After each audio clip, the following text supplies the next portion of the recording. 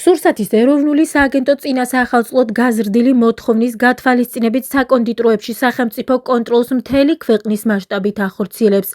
მოწმდება ობიექტების სანიტარო-ჰიგიენური მდგომარეობა, ინვენტარის, სურსათის დამზადების, შენახვისა და რეალიზაციის პირობები.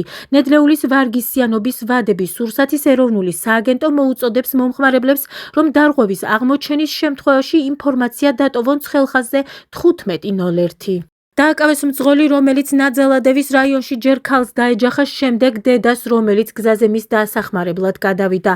დაღუპულია 35 წლის ქალი, დაშავებული კი სასწრაფო დახმარების ჯგუფმა საავადმყოფოში გადაიყვანა. შინაგან საქმეთა სამინისტრომ მომხდარზე გამოძიება სისხლის სამართლის კოდექსის 276 მუხლით დაიწყო. 2025 წლის პირველ 10 თვეში თბილისში გაყიდული ბინების 11% ისრაელის მოქალაქეებზე მოდის. ამის შესახებ გალთენ თაგარტის კვლევებში ვკითხულობთ. ამ მონაცემებზე დაყრდნობით დედაქალაქში ისრაელის მოქალაქეებზე 3762 ბინა გაიყიდა.